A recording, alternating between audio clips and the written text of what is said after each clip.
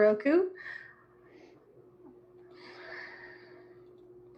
Welcome everybody to Shannara Collegium. This class is Feints and Baits with Vanson. And Lynn, are you ready to record? Can't see with the thing. All right. So I'm going to pin right here and we'll get started. Awesome, guys. Can everyone hear me okay? Sounds good. Awesome, perfect. Yeah, this class is going to be pretty interesting doing it over Zoom. I am kind of excited to teach this in this format simply because I think a lot of people can benefit from doing more mental exercises in their training, specifically like shadow boxing or analyzing your own fighting. So I don't have another partner here. So we're going to kind of do more of a shadow boxing scenario. You can kind of look at my stance and we can go through this. But before we get started, my name is Vanson. I'm a fighter out of Eriduoth in Utah. I fight a lot with the EBF guys. You probably, if you know me, you've seen me at Western events. I haven't really traveled out east. I am a cross gamer that fights both Amtgard and Belagarth, and I've been fighting for about 10 years now. So this is my Feints and Baits class. As the intro suggested, my goal here is just to explore different ways that you can elicit predictable responses from your opponents. The reason for doing this, it will increase your likelihood of winning fights quickly and cleanly and hopefully without taking any damage. So my goal with my teaching style is just to kind of offer you perspective. I'm going to show you some things that work for me. I would recommend not just trying to copy them, but hopefully this will open the door for you to look at fighting in maybe a different way, give you some ideas of maybe things that you can workshop in your own fighting. And in some cases, maybe understand like the proper reason for application, specifically feinting and baiting. So real quick, I do like to do introductions, and I do like catering my classes and answering questions specifically to the fighters that I'm teaching. So I don't know if on Zoom we can just do a quick roundtable introductions. Specifically, I'm looking for you to say your name and maybe what you're looking to gain from this class. Is there a way that the moderator can move us through everyone in an orderly manner? I don't even know how many people are in here, but see if we have a few. Great. I will start. I am Journeyman Alina. I am your moderator. Hello. Hello. And is there anything, Alina, that you were looking to learn going into this class? I know absolutely nothing about fighting, so this will all be new to me. Awesome. I'll go next if that's okay. I'm Fezzik. I'm an East Coast fighter. So it's great to see you guys in the West here. I'm really excited to see what the differences are. Number one, in sort of standing guard and stuff like that. I know it's really fun traveling because you notice how different people fight in various regions. But right. I love feints and baits, and I'm really looking forward to putting more into my arsenal from this class. Nice. And also, you know, obviously right now it's really difficult to scratch those fighting itches. I have a few people I've up in my bubble too that we fight with masks on and whatnot, but I think this is a really good opportunity for everybody to really focus on the mental stuff like you're saying. So that's what I'm hoping to get out of this class, a lot more. Okay, cool. Stuff like that.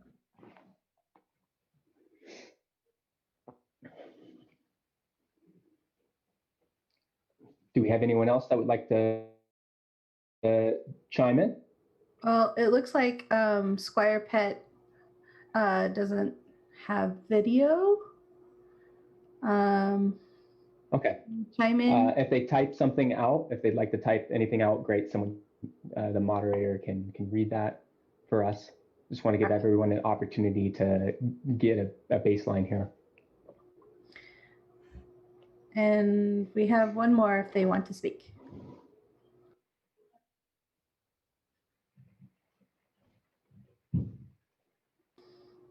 No, proceed.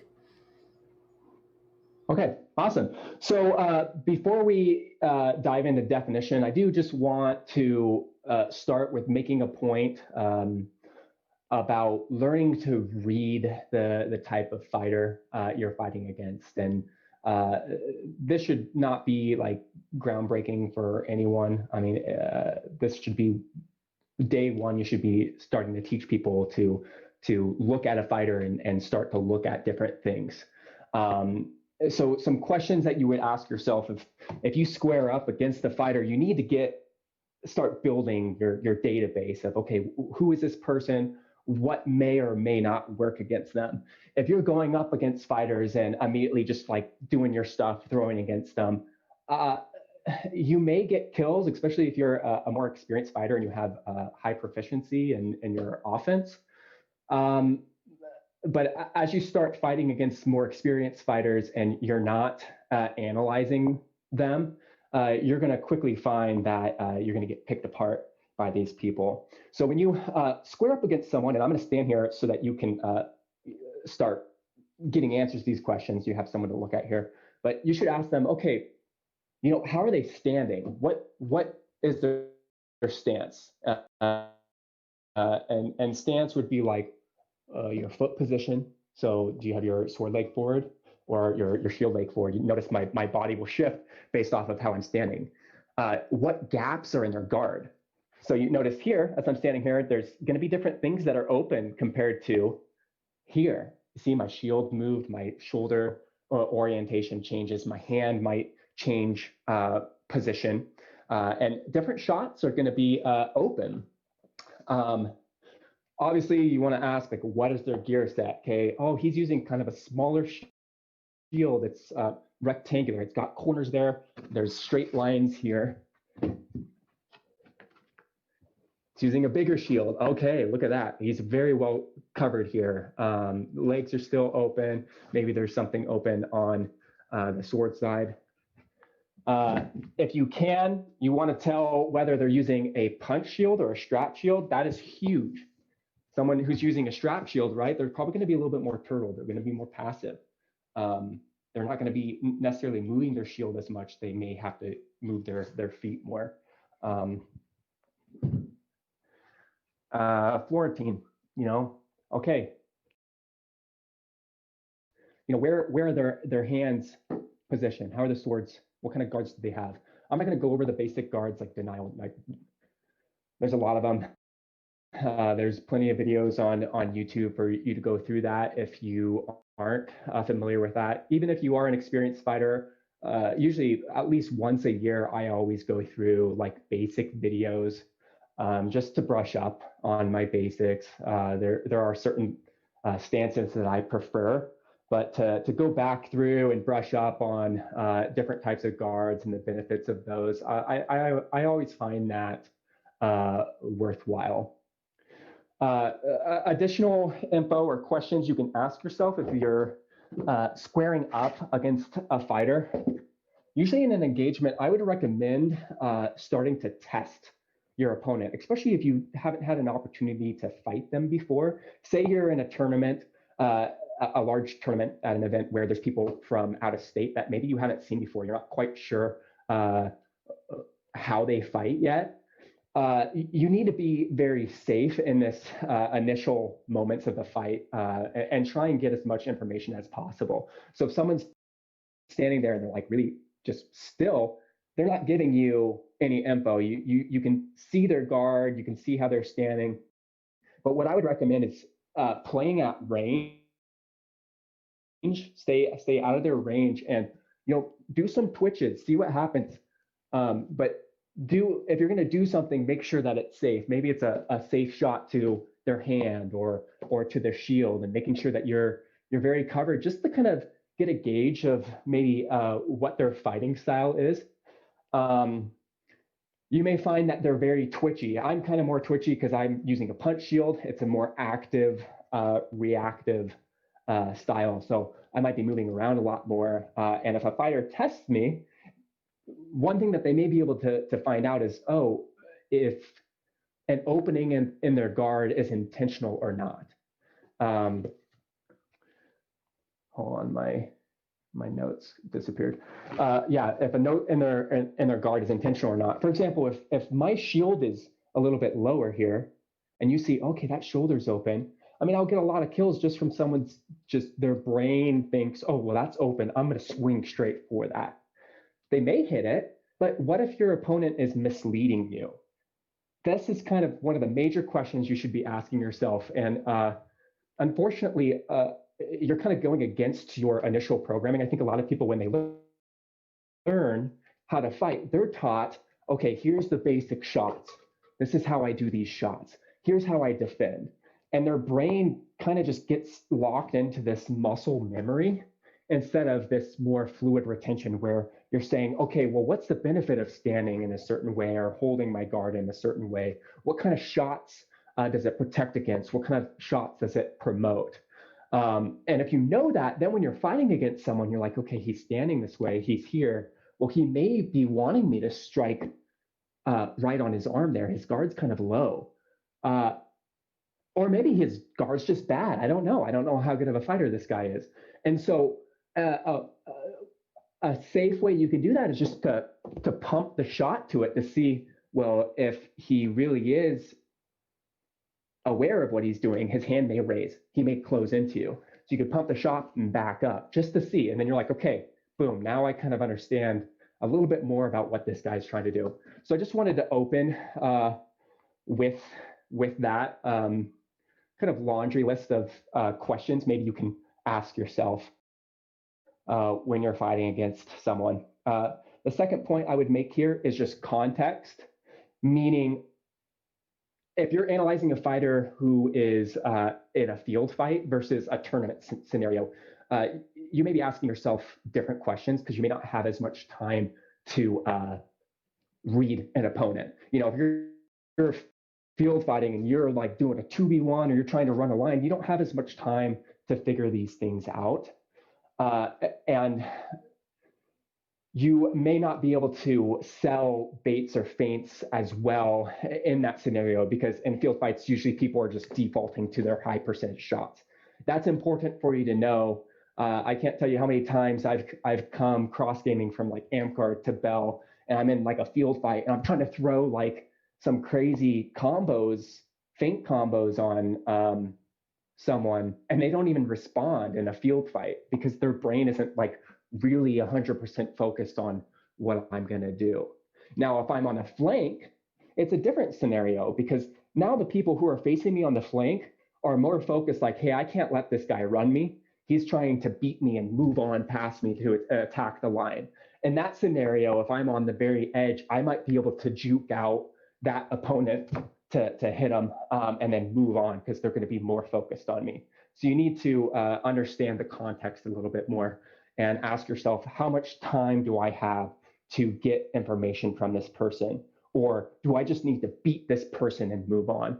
We'll touch on that a little bit later. Are there any questions about reading the type of fighter? That's not exactly what this class is about, so I just wanted to kind of gloss over that, but if you are uncertain on that, let me know.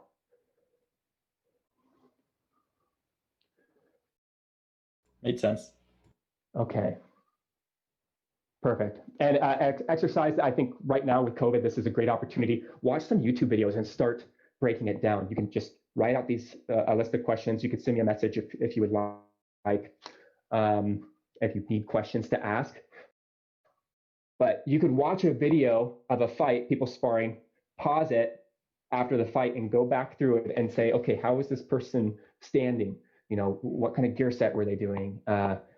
And then how did whoever win take advantage of that to win if they did?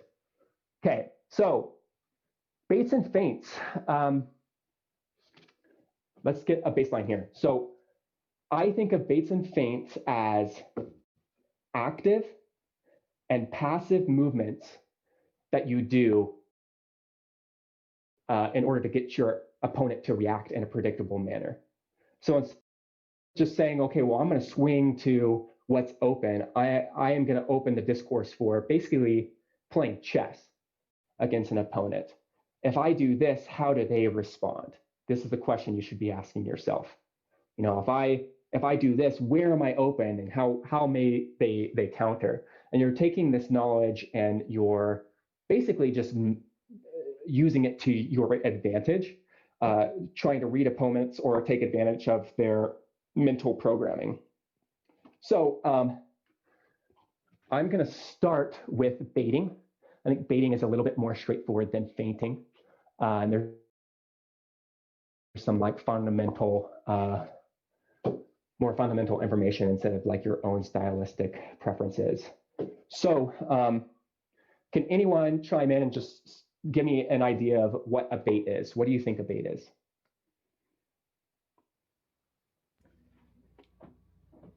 Sorry, I don't want to be the only person talking, but I'm happy to answer if nobody else has one. You may be the only one here. Sorry. No, that's fine. So a bait to me is when you intentionally leave a guard loose in an area. That's probably a poor way to say that. But when you intentionally create an opening in your guard in order to have the opponent throw at that opening. Yeah. I love baits. I think that's a great way to think about it. Thanks for responding. This is why I use a smaller shield. It's more fun to me. Yeah, there are openings. I may get picked off, but I am intentionally giving people places to swing. And like you're saying, you're loosening up your guard in a way. Let's say I have a setup that is more safe, a bigger shield.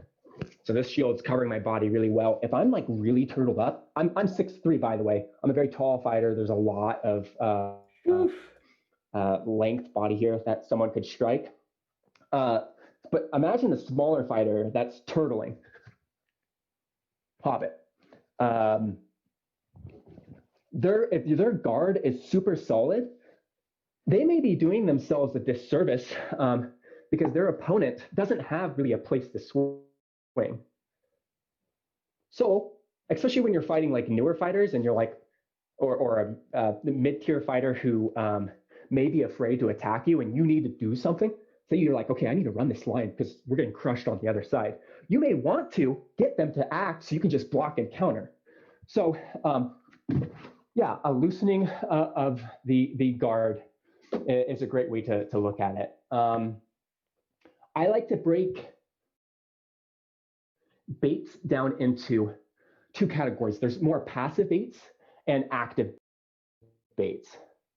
And so a passive bait is more like how your guard is. You're not really moving, it's just how your stance is.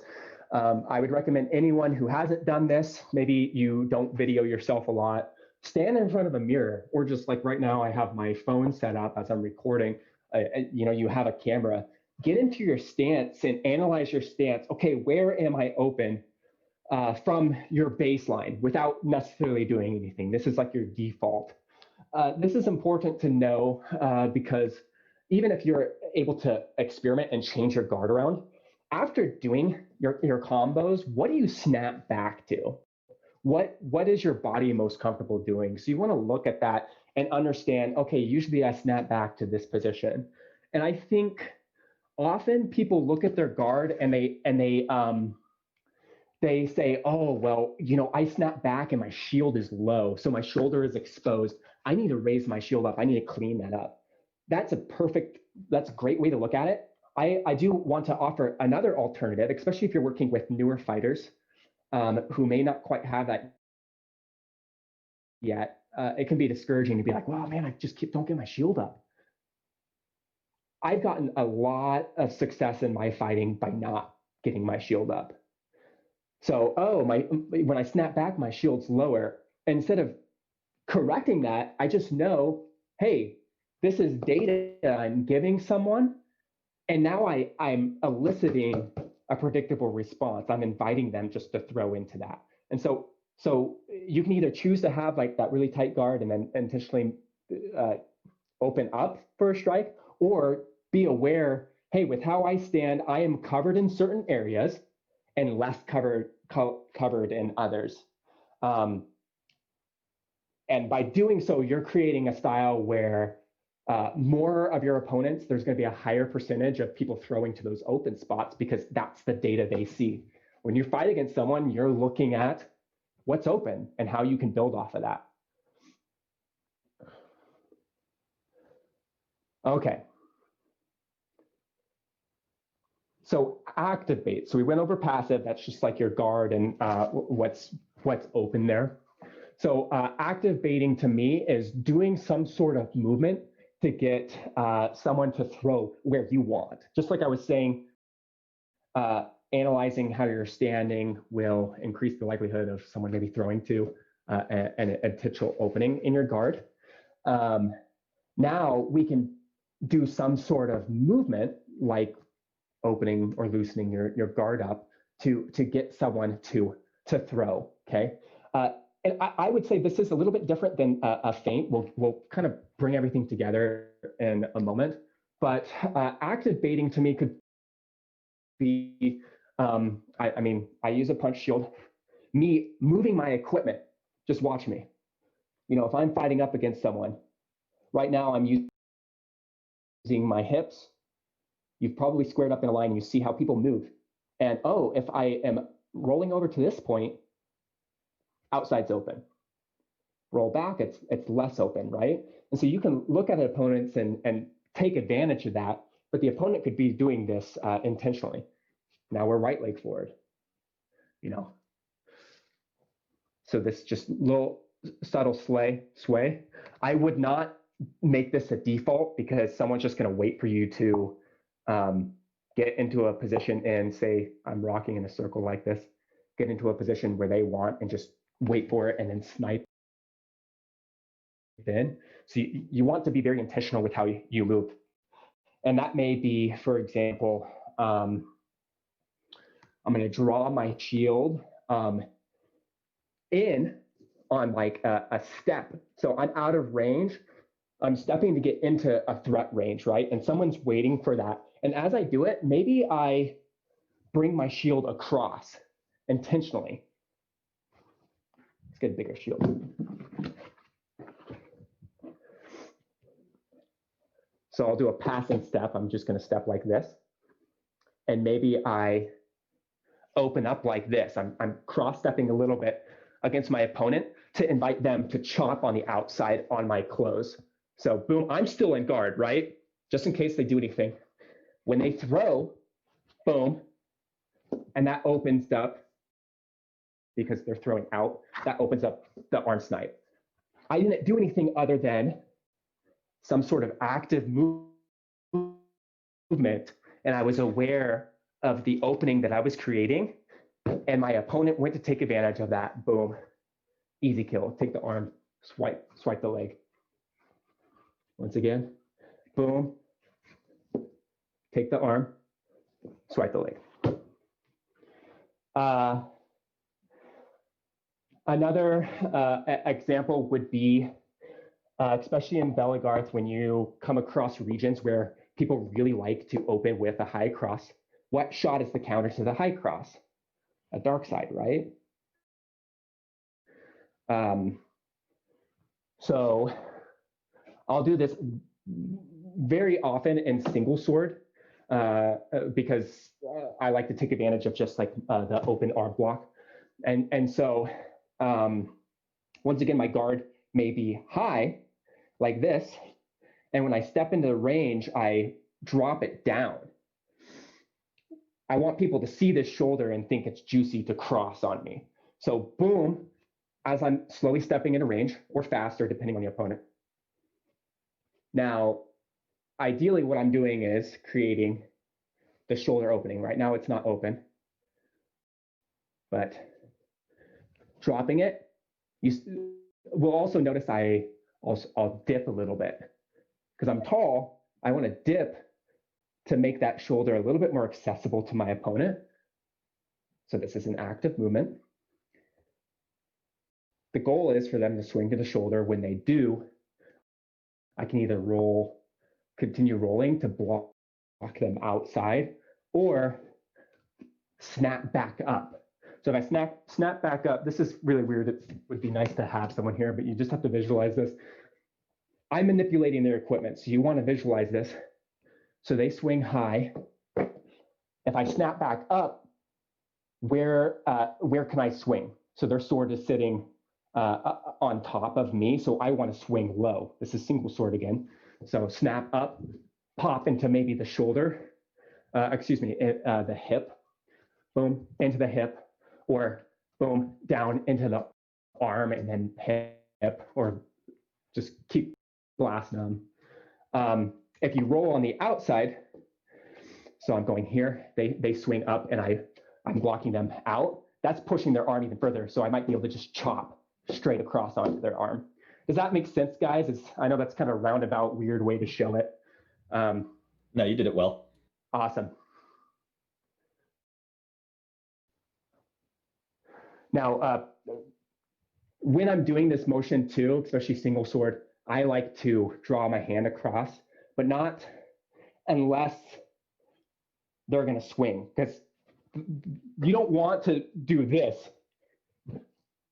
because they know, oh, they put their hand up here. They're probably going to do this combo. They're trying to get you to throw. I have a really great point on that once we get to feints. But the goal here is, keep your hand in a neutral position. And once you throw, if they twitch high, I'm bringing my hand up like this. Because right here, my sword is low. I'm confident if they swing for my hip, I can block. You want to be aware of what you're doing.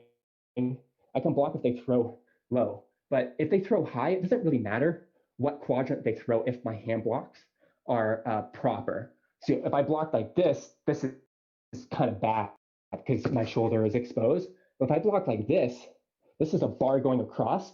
If they don't do what I think they will and throw to my sword side shoulder, they switched over here, that's fine.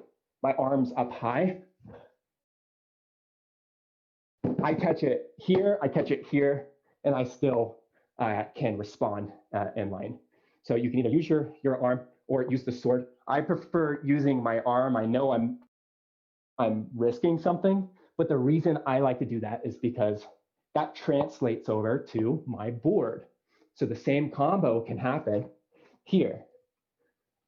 So I open the shoulder. When they swing, I just bring my shield up. Boom, boom. If they don't do what I want, I'm still in a pretty good position to block or get out with my sword, having a strong sword block into this lower quadrant once I raise my shield up, and blocking both the sword side shoulder. I know my shield side shoulder's exposed right now, but if I push my shield out with a punch, it's no longer exposed. So I'm actively getting a response from them. Okay. I may have started with this one, but I'm just gonna show it again anyways. I did show it, the moving your shield to the right to get them to throw to your board side, boom, block and hit them. So active baits, it's just moving in a way to get someone to swing. You can do that with your shield. You can do that with your sword. If you're fighting Florentine, that's very important because a lot of people are just like, okay, I'm going to wait for this guy to swing at you. But I like to think of that I'm like a boxer. I'm using my footwork, and I'm going to constantly be changing my guard.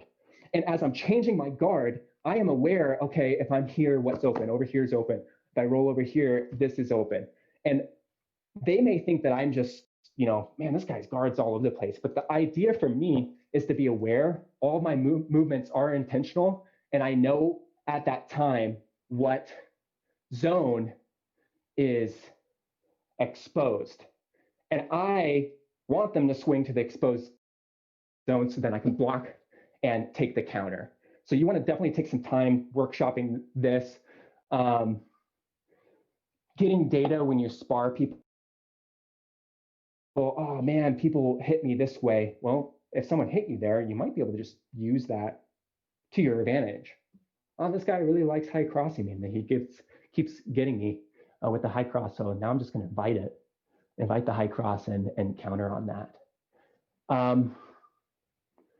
Any questions on active baits?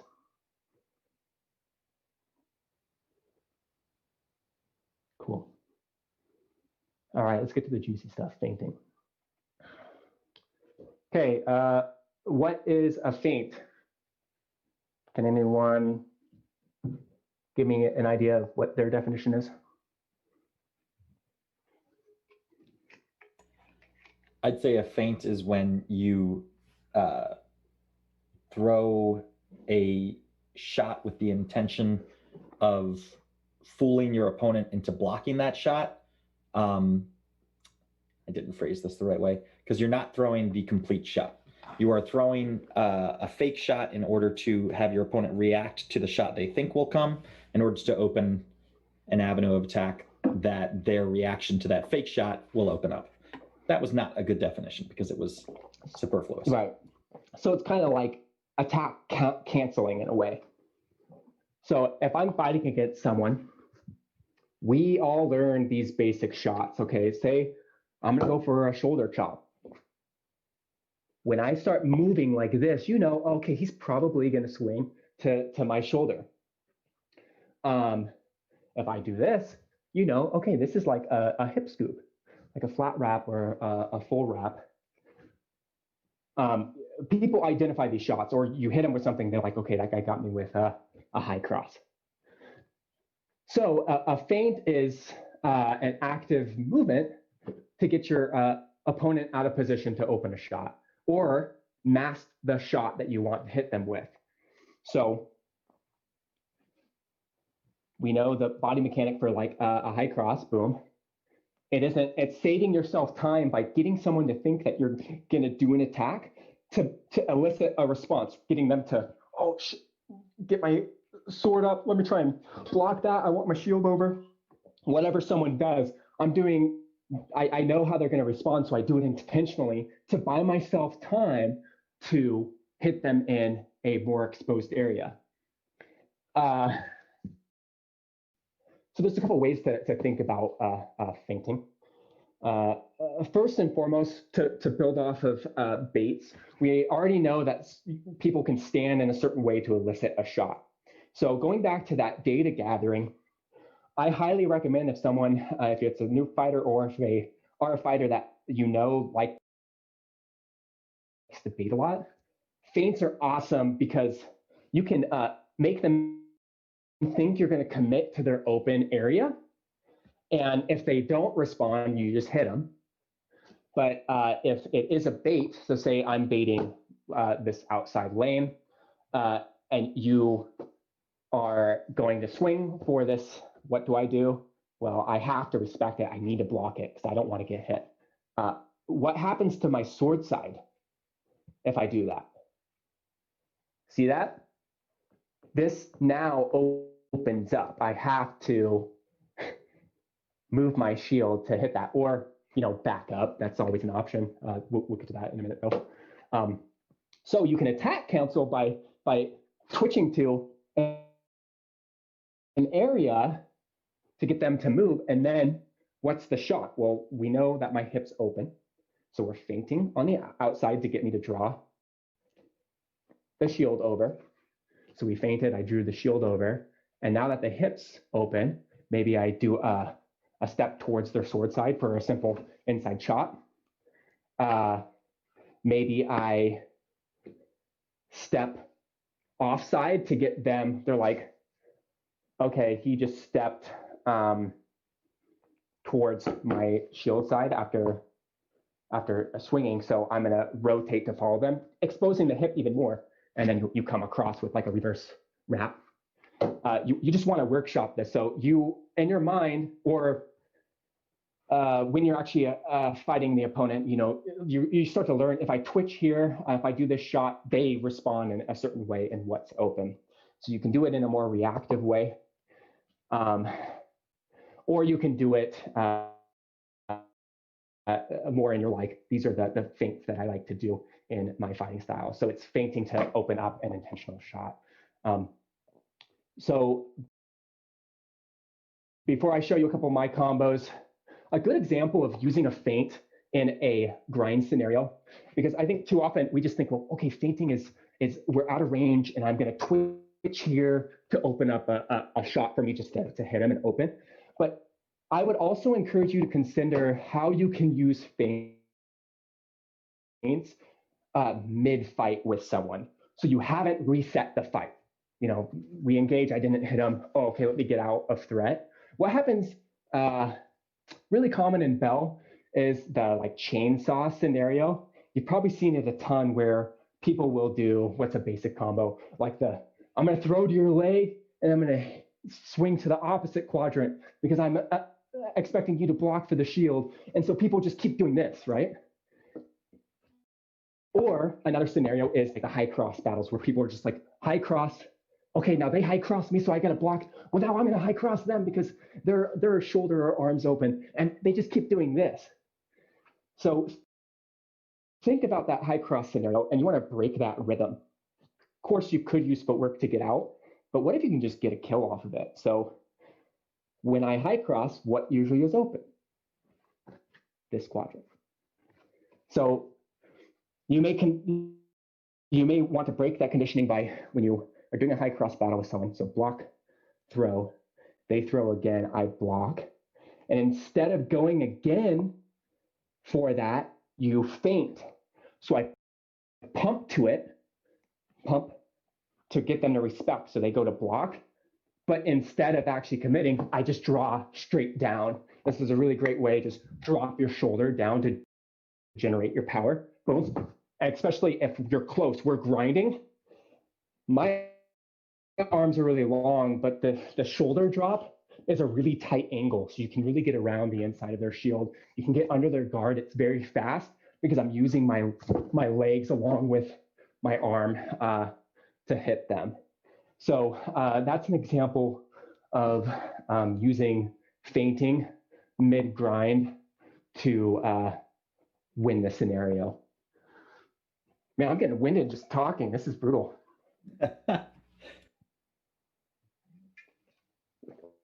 Okay, so let's talk about some cool feints. I want to show you guys some feints just so that you can get an idea of like how I thought about these, how I use them. But feints can be built off of any scenario. Say you have a sparring partner and you just kind of know, okay, I don't have a way to get under their shield for like a hip scoop, you know, to hit them in their shield side hip.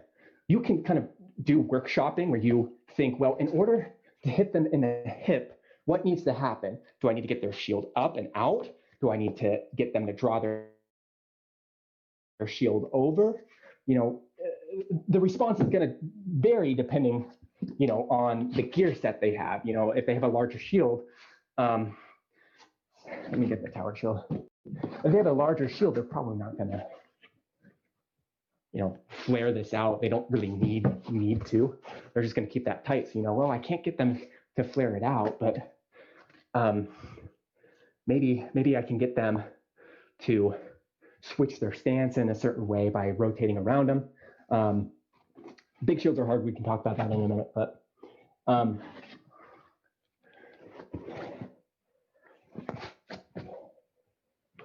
okay, so we already know the dark side. It's a counter to the high cross. We're getting them to swing to the shoulder. One aspect I do want to touch on with baiting, I like to think of baiting not necessarily always just being that passive movement, like my gear has moved, but an opening after I have swung. So like if I swing here, you know, onto their shield, I know that my arm is exposed and I can use that to my advantage by hitting and sticking that. Now it's a bait. Oh, this arm's juicy. Or I could have just done this, right? But this is safe. But if I do this arm is open. I invite them to swing, and then maybe I rotate my palm up to block. So let's talk about the dark side for a moment. Typically in the dark side, I'm swinging here, they high cross, I block, and I hit them like in the arm or the hip.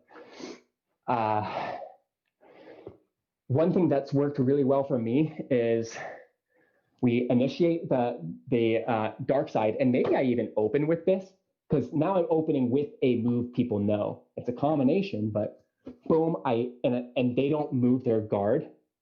I throw into their hand, then they respond. Maybe I don't even bring my shield all the way across. I do this, trying to get them to see this scenario. They're like, oh man, okay, that was a really weird dark side or money shot, if you know what the money shot is. But what's their response going to be? If I'm standing like this off of that opening, well, it's now to cross. So I throw into their hand, they safely block. Then they're like, well, okay, this guy's like leaned over. I'm now just going to counter with this. And what do we see is open here? With their arms out, depending on the height of the opponent. Their arms out where their torso is exposed. So once again, I'm at this position. My shoulders exposed. I'm just going to lead it here. Instead of backing out like, oh man, I didn't hit him. I'm going to take it to the next level. I basically threw to their hand. I have this bait for their cross. And when they go to cross again, I could do a passing step. So my back leg, I bring it across like this. So I'm like this. You can step like this just to help generate some power. And I'm just waiting for them to throw. And as soon as they throw, I know their arm's exposed. So snap, pop that arm. And I'm doing that step to do what? The shield moves and blocks that quadrant. So you can think of it in a longer combo instead of just like, okay, I'm just doing this and hitting them. Well, maybe they don't respect that. So I make them think it was a failed combo. And they're like, oh, there, he tried to dark side me. Now I'm going to capitalize off of it. And it's like, no, I failed dark side to get you to do something. And now I'm waiting for that opening to snap the arm or take the body.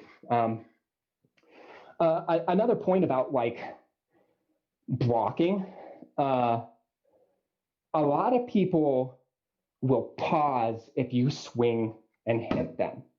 So a lot of feints you'll do without hitting someone, but going back to my original definition of feinting, you are doing an active movement. You're doing a movement to get your opponent out of position to open a shot. And maybe it could get them to move their gear, but it's a win for me if they don't move and I move. So it's basically like in chess, I'm doing two movements. Usually in fighting, if I like take a step, someone's going to take a step to keep their center line squared up with me. They don't want me to get an angle on them. But if I say, while I'm stepping, throw to like their shield, like a jamming throw, they may freeze with their feet. And that just bought me time to get on their outside for maybe like a wrap to their back or like a safe leg, because my board's going to be blocking their side. I'm on the outside of them. And then if I'm like on the flank, I can then leg them and continue moving on. So you gotta kind of analyze these things. So yeah, the modified dark side with just the additional arm snipe or a hip at the end is an awesome shot. I love that one. Another feint combo can be a simple high shot to a low quadrant. So base fundamentals, you have a higher percentage chance of hitting someone if you throw to opposite quadrants. So shoulder, hip, second tier would be like here to here. You're starting to think of, if there's different planes, if someone moves their gear high, the low quadrants open up. If they move it to the side, the opposite quadrant opens up. So if you get them to move diagonal, then it's even worse because you swung here, they go down, this is open, this is open, this is kind of open.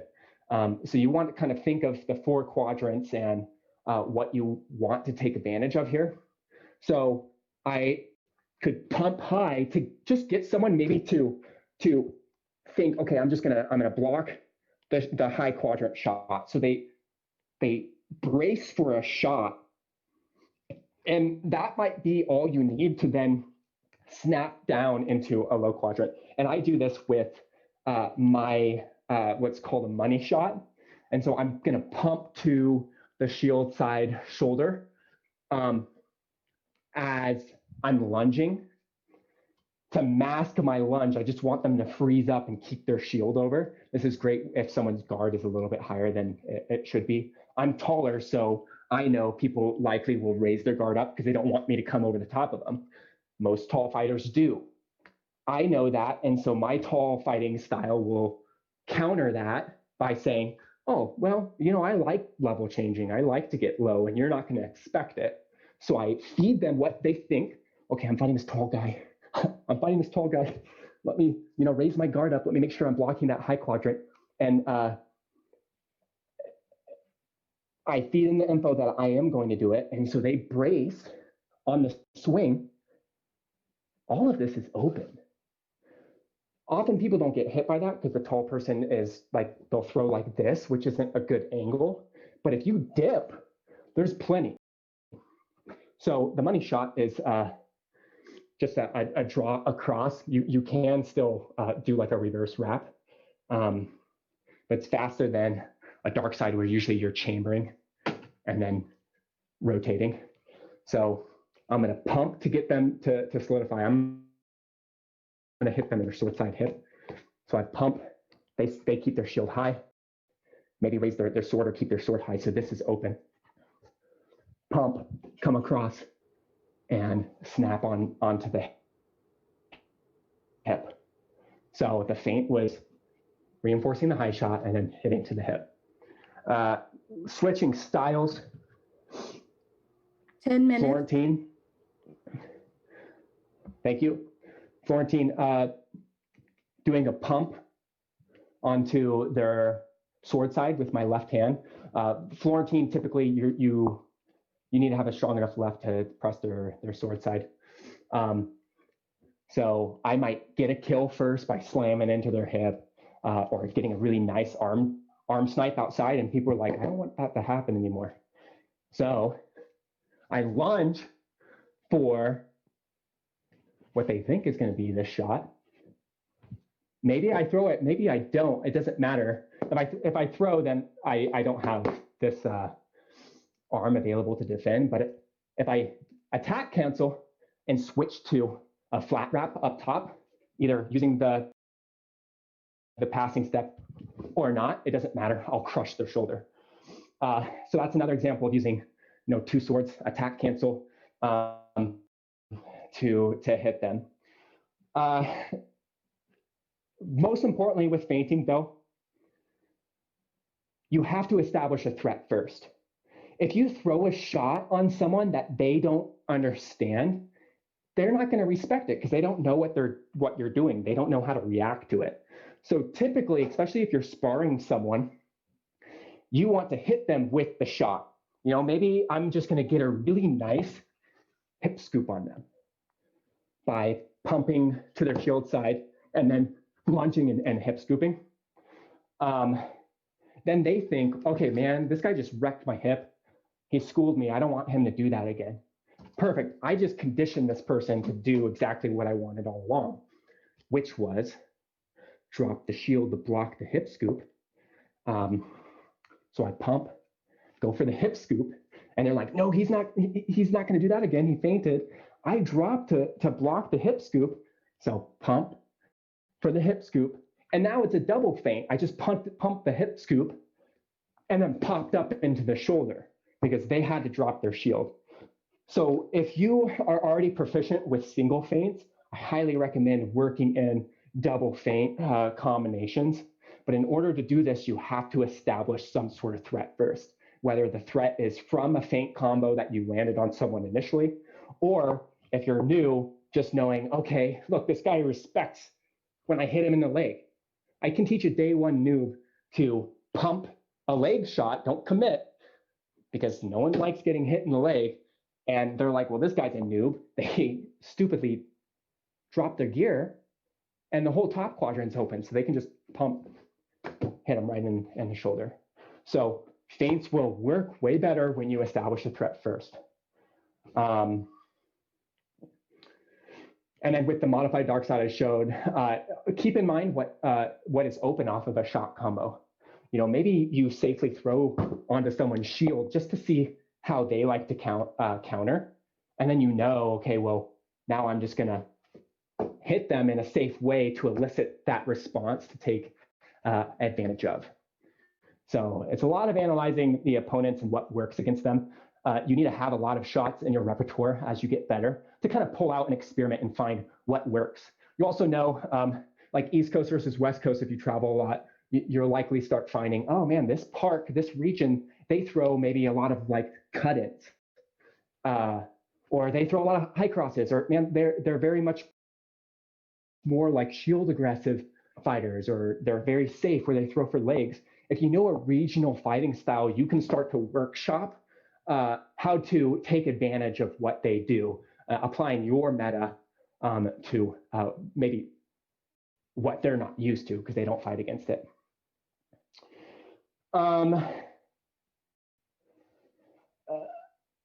With feinting, another side note, if you're fighting a new fighter versus a more experienced fighter, you may have to adjust how you feint.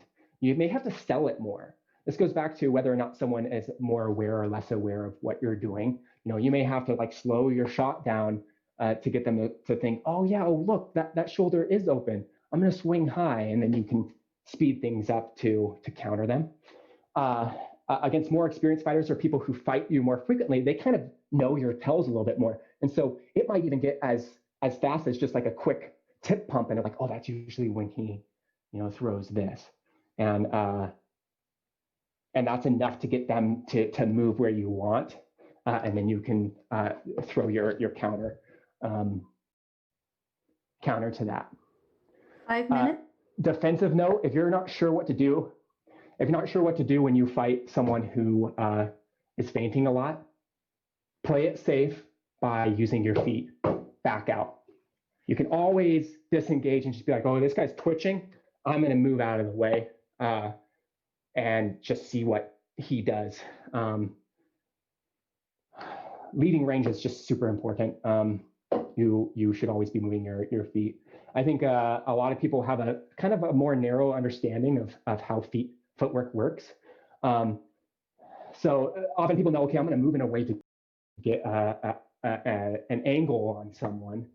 But I would also recommend using footwork to mask when you're actually going to engage an opponent. And so, you know, we can be fighting, or maybe you're static and you step in. If you're standing super still and then you step in and do your combo, people are going to know, well, the first tell of him fighting, actually doing something, is that he moved his feet. You can mitigate them knowing when you're actually going to initiate a combo if you cancel, you're feinting basically your engage. So I might pump, make them think I'm doing something, and then fade out or step offline in a safe way, but not actually commit to anything. I have a lot of success doing this because I think it masks when I'm actually going to throw, and so people are less likely to know when I'm actually going to fully engage to a combo. It also can make people uneasy and get them to maybe panic, throw a shot that I was reading or ready for. So I'm jogging in, and now I'm kind of changing my stance in a very safe way. I might explode in and back out, but then I just get them to throw, and the fight's been on my terms this whole time. Especially in Florentine, that's super important, but you can apply that to your sword and board and have a lot of success and throw people off guard because they're really not used to people moving that much. You just have to be smart about your movement and be aware of where you're open as you do this.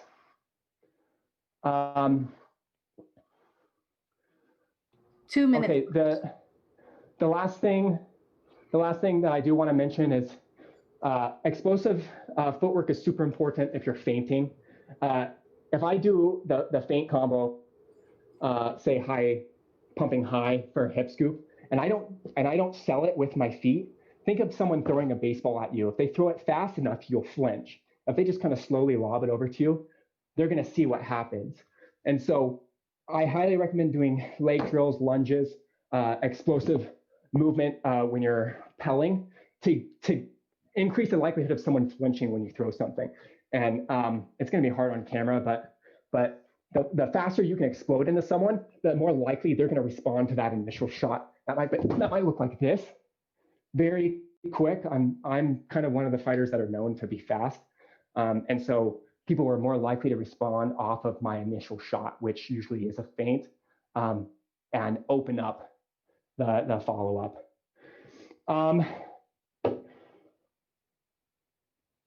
Yeah, so that's it, everything, guys. I hope that this was helpful for you. I highly recommend just taking some time to stand in front of a mirror and go through different combos that maybe you already throw. Think of how people are countering what you throw. Look at what's open in front of a mirror or on camera, and think of different ways you can broaden your fighting. I think COVID's an awesome opportunity to just do some introspection, unlearn maybe some bad habits, and open up the opportunity for you to try new things. Coming back into the game, we know a lot of people are going to be really rusty. So it's going to be a great opportunity to just kind of really test out a lot of things and maybe really blow wide open the toolbox that you have, because you're not just relying on the same 2 or 3 combos that have worked for you up to this point. So if you guys have any follow-up questions, feel free to message me on Facebook. Jared Hall is my name, or if you search Vansen, Vansen, I would love to talk about this more with you, and hopefully we can start fighting together again soon. Thanks. Thank you. Thank you, Vansen, for your Thanks, wonderful Vansen. class.